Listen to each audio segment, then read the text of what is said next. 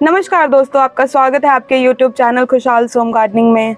आज की हम इस वीडियो में डिस्कस करने वाले हैं फ्रेंड्स कि ये जो हमारा प्लांट है जिसको हम पेरीविंकल, विनका या सदाबहार के नाम से भी जानते हैं, इसको हमें क्या पोषण देना है, किस तरीके से इसकी केयर करनी है। देखिए मेरा जो फ्लावर है ये कितना बड़ा फ्लावर आया है और इसकी जो लीव्स हैं वो भी इतनी बड़ी लीव्स हैं। ये देखिए कितनी बड़ी लीव्स हैं इसकी।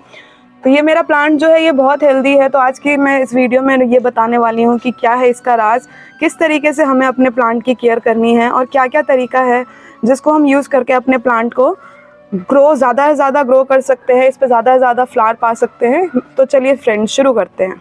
सदाबहार एक ऐसा पौधा है दोस्तों जिसके फूल को हम लोग डेकोरेशन में भी यूज़ करते हैं, साथ ही पूजा के लिए सारे भगवानों को ये चढ़ाया जाता है।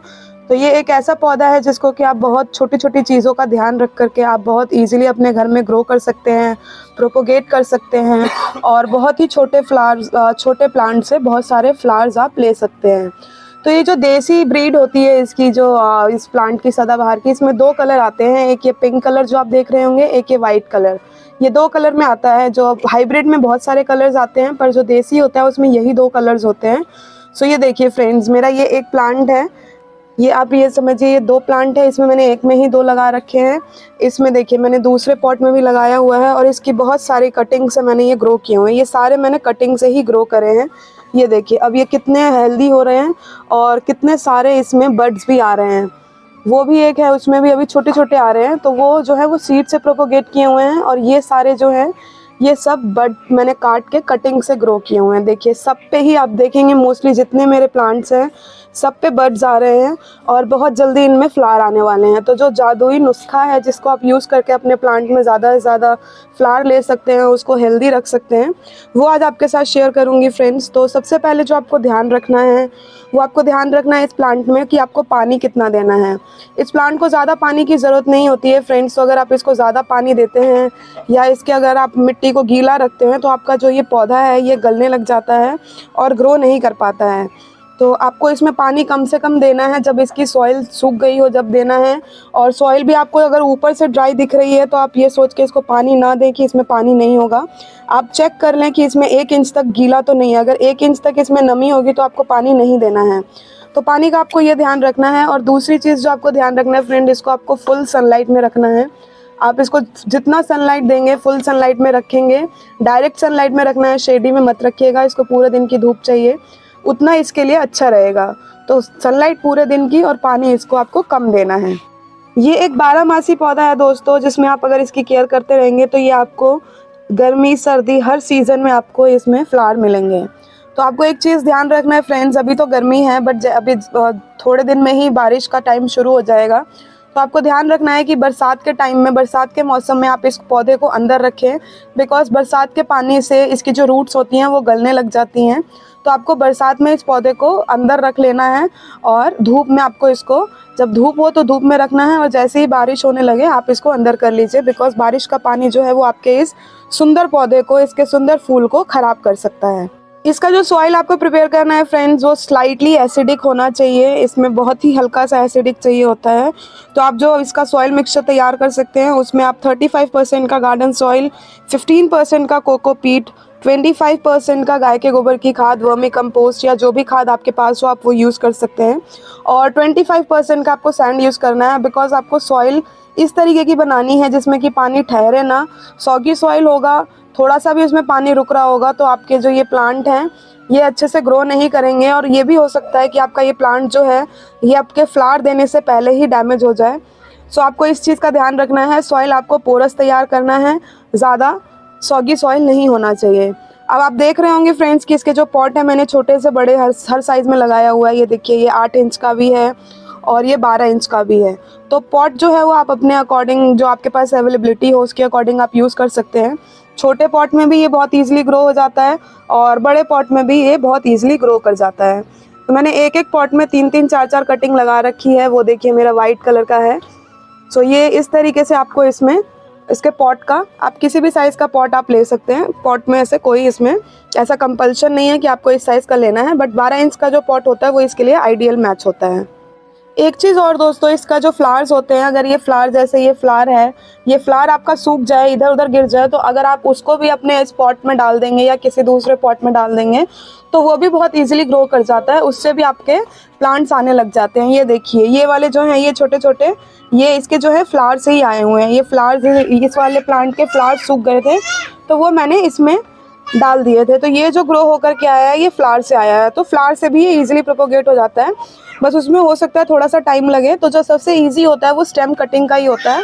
तो आप स्टेम कटिंग से ही आप जल्दी से जल्दी ज़्यादा से ज़्यादा इसमें ग्रो कर सकते हैं। वैसे जो आपका सीड से टाइम लगता है वो 7 to 15 डेज़ का टाइम लगता है इसको ग्रो होने में। तो आप सीड से ज़्यादा बेटर है आप कटिंग से ही ग्रो करें, वो इसके लिए बेस्ट रहेगा। अब दोस्तों, इसको प्रोपोगेट करने के लिए हम किस तरीके से प्रोपोगेट कर सकते हैं, तो इसको प्रोपोगेट करने के लिए आपको सिर्फ 2 तरीका होता है। एक आप सिंपल स्टेम कटिंग से कर सकते हैं, जो भी आप स्टेम लें वो 4 इंच या 4 इंच से बड़ा होना चाहिए। उस स्टेम की कटिंग आप इजीली नीचे का पत्ता हटा करके ऊपर आप रहने दीजिएगा। ऊपर से पत्ते नहीं हटाने हैं, बिल्कुल सारे पत्ते नहीं हटाने हैं, नीचे के 2 पत्ते हटा करके उस कटिंग को आपको सिंपल सॉइल में लगाना है। तो वो जो आप सॉइल प्रिपेयर करेंगे, वो आप जो सॉइल हमने प्लांट के लिए प्रिपेयर किया वही सेम सॉइल आप कटिंग के लिए भी आप यूज़ कर सकते हैं, वो बहुत अच्छा होता है। और दूसरा जो होता है फ्रेंड्स, इसमें सीड्स आते हैं। अभी तो इस प्लांट में सीड नहीं है बिकॉज ये मैंने मदर प्लांट से ग्रो किया हुआ है। मदर प्लांट मैंने अपने घर के एंट्री गेट पे लगाया हुआ है, यहाँ पे नहीं है, नहीं तो मैं आपको दिखाती। वो मटर के दाने की तरह इसके जो होते हैं सीड्स आते हैं और वो अपने आप भी फैल जाते हैं, और अगर आप चाहें तो उसको आप कर सकते हैं। ये देखिए, ये मेरे जितने आपको छोटे छोटे दिख रहे हैं ये सब सदाबहार प्लांट के ही हैं। ये सब जो मदर प्लांट से जो बीज थे वो मैंने यहाँ पे इनमें फैला दिया था, उससे ये सब ग्रो हो रहे हैं। सो इस तरीके से आप सीड से भी ग्रो कर सकते हैं। बस आपको ध्यान रखना है कि सीड से जो आप ग्रो कर रहे हैं उसके लिए जो आप सॉइल बनाएंगे उसमें 50% का आपको खाद ऐड करना है, 25% का आपको सैंड यूज़ करना है और 25% ही उसमें आपको गार्डन सॉइल लेना है। सो इसमें जो है, इसमें रेत का कॉम्पोजिशन और खाद का कॉम्पोजिशन ज़्यादा होगा बिकॉज सीड को थोड़ी एनर्जी ज़्यादा चाहिए ग्रो करने के लिए, तो हम सॉइल को ज़्यादा न्यूट्रिशन वाला बनाएंगे। तो 50% का हम उसमें कंपोस्ट ऐड करेंगे, 25% का सैंड और 25% का ही सॉइल। ये मिक्सचर हमारे जो हम सीड से ग्रो कर रहे हैं उसके लिए है, जो हम कटिंग से ग्रो कर रहे हैं उसके लिए सेम जो मैंने प्लांट के लिए आपको अभी पहले बताया उसको आप वही सेम आप मिक्सचर यूज़ कर सकते हैं। अब बात करते हैं दोस्तों कि मैंने जिस जादुई नुस्खे के बारे में बताया था आपको कि हमें वो क्या ऐसा जादुई नुस्खा लगाना है जो कि हमारे छोटे पौधे में भी फ्लावर आने लगे। और ये देखिए, मैं आपको दिखाती हूँ, मेरा रोज़ का प्लांट है। ये देखिए, कहते हैं गर्मियों में इसमें फ्लावर्स नहीं आते हैं, पर देखिए मेरा जो फ्लावर है इस प्लांट में देखिए कितने सारे फ्लावर्स आ रखे हैं और अभी भी काफ़ी सारे बड्स हैं जो अभी खिलने बाकी हैं। सो वो जो जादुई नुस्खा है फ्रेंड्स, वो मैं आपको बताती हूँ। आपको सिर्फ ये करना है कि खाद डायरेक्ट ना दे करके आपको खाद को जो है 1 दिन के लिए ओवरनाइट, 1 दिन 2 दिन 3 दिन आप कोशिश कीजिए कि उसको 3 दिन के लिए आप भिगो के रखें, पानी में उसको बाल्टी में भिगो के रखें। जो भी खाद है, सबसे अच्छी खाद जो प्लांट के लिए होती है, फ्लावर्स के लिए होती है, वो आपके गोबर की खाद ही होती है। बस गोबर की खाद आपकी ताज़ी ना हो, पची हुई होनी चाहिए, पुरानी होनी चाहिए। तो वो जो आप खाद देंगे वो खाद सबसे अच्छा रहता है, उससे ज़्यादा से ज़्यादा न्यूट्रिशन आपके प्लांट को मिलता है और आपका प्लांट जल्दी ख़राब भी नहीं होता है। तो जो आपने इसको भिगो के रखा है बाल्टी में, उसको गाय के गोबर की खाद को 2-3 दिन के लिए, तो उसको आपको उसके बाद उस पानी को आप अपने प्लांट्स को दीजिए। तो इस तरीके से देखिए मेरे कितने फ्लावर्स आ रहे हैं।